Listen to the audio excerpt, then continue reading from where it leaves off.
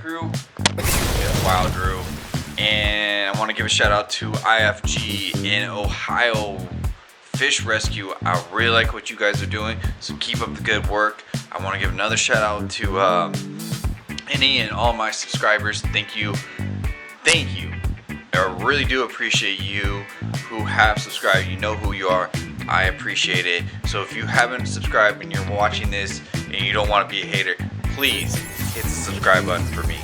Clear.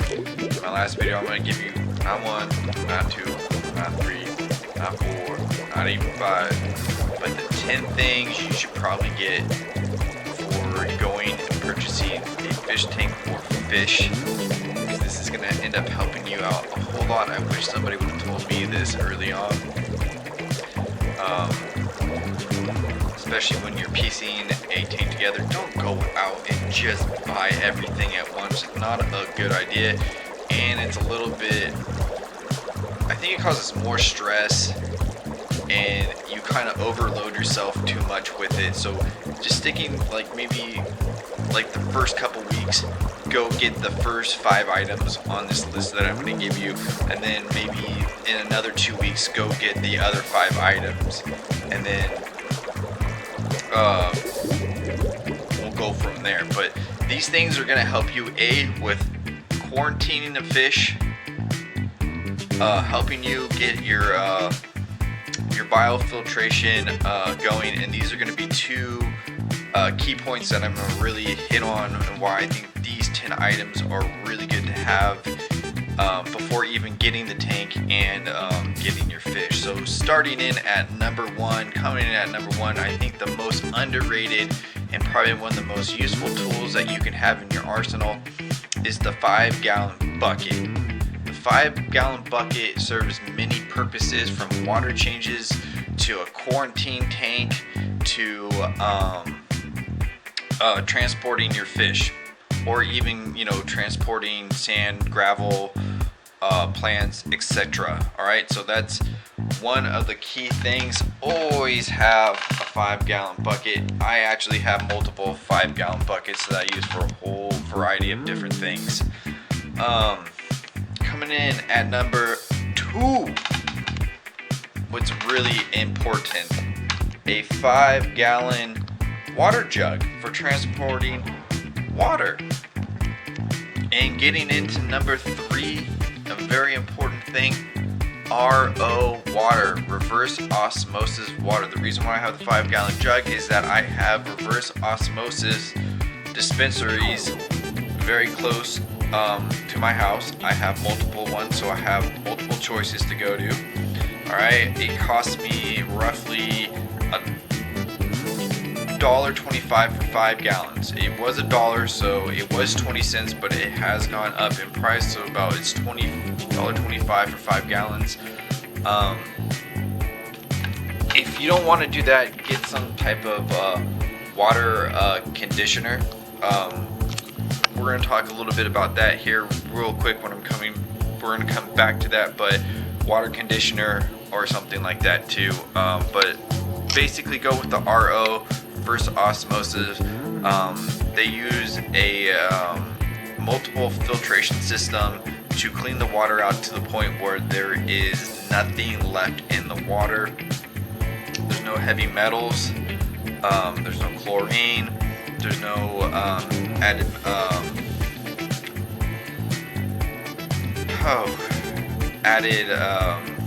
minerals. I don't know why that took me so long to say minerals. Alright, so, and chlorine and other things, so it's gonna get your water to a blank piece of paper, and that's something that you really want in fish keeping. So, like, if you get a 10-gallon tank, what is that gonna cost you? $2.50, depending on what part of the United States or Canada or wherever you are. So, you know, instead of getting the tap water, go with like the 5-gallon jug. Get the reverse osmosis water from one of the dispensaries. Alright, coming in at number 4 is a hose or some type of gravel cleaner. You're gonna need this to do water changes and clean your gravel when you get to that point.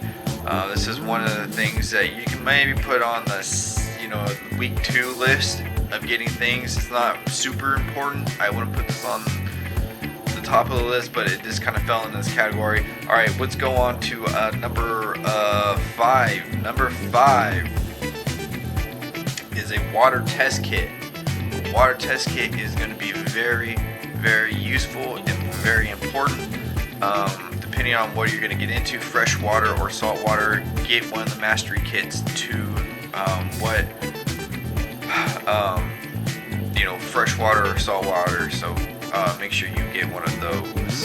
Very important. Okay, coming in at number 6.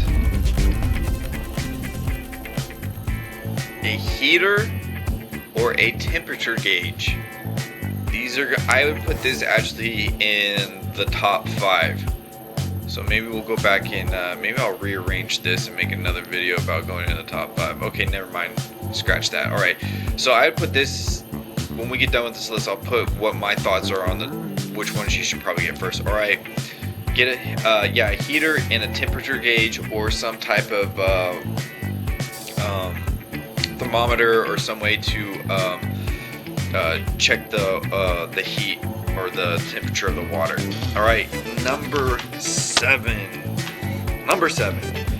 An air pump with either a sponge filter or air stone. These are also crucial things that you probably are going to need in the first week purchase. All right, come in at number 8 and going back to the water conditioner, some type of beneficial bacteria. I like to use one that is fresh water and salt water safe and is okay to use in reef tanks. And the reason why I like this type of bacteria is because not all bacterias are the same. Okay, and you need to consider this when you go out and purchase bacteria. I'm gonna make another video just on bacteria. All right, so the reason why I get one with fresh water and salt water is that I can use it on different tanks, and also if, let's say, I started out with a fresh water tank and I wanted to get into salt water, I can basically get the biofiltration going with the fresh water just by adding salt. So I don't have to worry about setting up a whole different system and having to wait forever to cycle my salt water. It's still gonna take a little bit more time because some of the bacteria, we'll get into that one later, but yeah, and when I was talking about the beneficial bacteria, some of them actually come with beneficial bacteria and a water conditioner.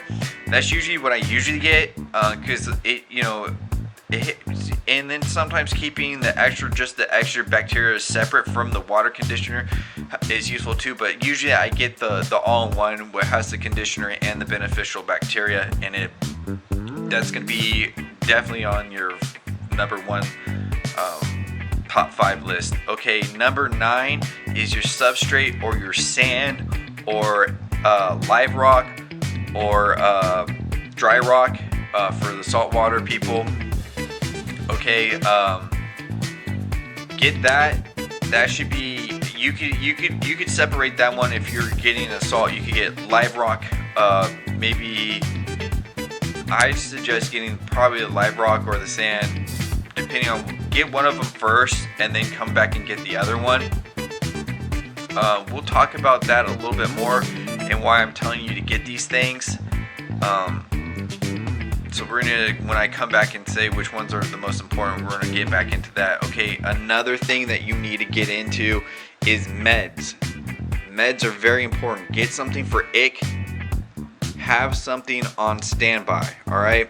Ick is a parasite, and then also you want to get something for bacterial infections or just something for wounds and something, some type of multi-remedy.